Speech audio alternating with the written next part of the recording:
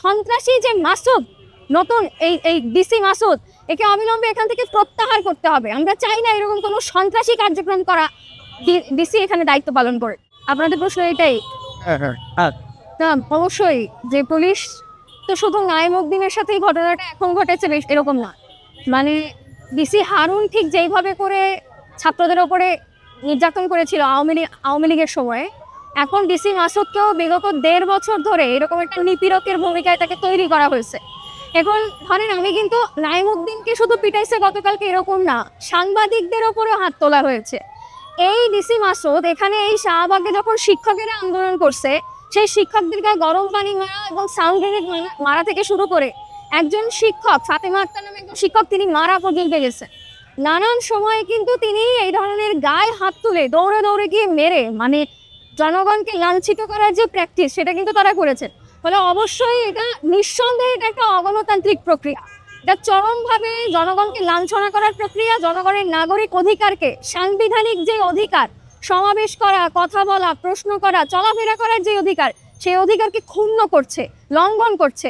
ফলে আমরা যেটা দাবি করি স্পষ্টভাবে যে হারুনের মতো করে যদি সে এইভাবে করে কাজকর্ম করতে থাকে, এটা স্পষ্টভাবে পুলিশের দ্বারা ঘটিত সন্ত্রাসী কার্যক্রম।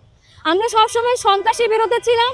এই সন্ত্রাসী যে মাসুদ, নতুন এই ডিসি মাসুদ, একে অবিলম্বে এখান থেকে প্রত্যাহার করতে হবে। আমরা চাই না এরকম কোনো সন্ত্রাসী কার্যক্রম করা ডিসি এখানে দায়িত্ব পালন করে। এবং তার সাথে সাথে ওই হামলায় অন্য যে পুলিশ সদস্যরা জড়িত ছিল তাদেরকেও আইনসম্মত প্রক্রিয়ার শাস্তির আওতায় আনতে হবে। আমরা কোনো মব ভায়োলেন্স ক্রিয়েট করে তার মতো করে তার উপরে এটা ফাইট ব্যাক করতে চাই না। সে মব ক্রিয়েট করছে গতকাল সোহরাওয়ার্দী উদ্যানে, কিন্তু আমরা চাই যে আইনসম্মত প্রক্রিয়ায় যেন তারা যে হামলাটা করলো, তারা যে এতগুলো মানুষকে আহত করলো, সেটার বিচারটা যেন হয়, সেটার অনুযায়ী যেন তাদের শাস্তি নিশ্চিত করা হয়। শাস্তি নিশ্চিত করলে, বিচারটা যদি ঠিকভাবে করা হয়, তাহলে পরবর্তীতে যে ডিসি হবে সে এটাকে বারবার মনে রাখবে যে এখানে পার পেয়ে যাওয়া যাবে। আমরা এটা মনে করি। আর এবং আমরা একটা দাবি অবশ্যই জানাই যে এখনো পর্যন্ত নাইমুদ্দিনের সাথে যে ঘটনাটা ঘটলো, সেখানে 12 ঘন্টার বেশি সময় পার হয়ে গেছে। গতকাল রাত 9টায় ঘটনা ঘটেছে।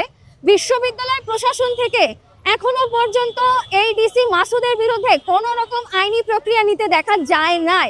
আমাদের প্রক্টররা কি ঘুমায়? আমাদের প্রক্টররা কি করে? তাদের চোখের সামনে বসে বিশ্ববিদ্যালয়ের শিক্ষার্থীদের গায়ে হাত তোলে, বিশ্ববিদ্যালয়ের ক্যাম্পাসের ভেতরে শিক্ষার্থীদেরকে লাঞ্ছিত করে, হল ভ্যাকেন্ট করতে গেলে এই পুলিশদেরকে ঢুকায় হল ভ্যাকেন্ট করায়, অত্যাচার করায়। এরা বসে বসে ভাত খায়, ঘুমায়। তাহলে আমরা বলতে চাই যে এই প্রশাসনকে অবিলম্বে এই যে ডিসি মাসুদ এবং তার বাহিনী এই কাজটা করলো, তার বিরুদ্ধে আইনি প্রক্রিয়া নিতে হবে, কার্যকর উদ্যোগ নিতে হবে। সর্বোপরি ক্যাম্পাসে যেই ঢুকুক, সে শিক্ষক হোক, সে শিক্ষার্থী হোক, সেটা আপনাদের মতো সাংবাদিক হোক, আর আমার ক্যাম্পাসে যে ঢুকবে প্রত্যেকের যেন নিরাপত্তার সাথে এই ক্যাম্পাসের রাস্তা দিয়ে হাঁটতে পারে, সেই নিরাপত্তাটাকে নিশ্চিত করতে হবে।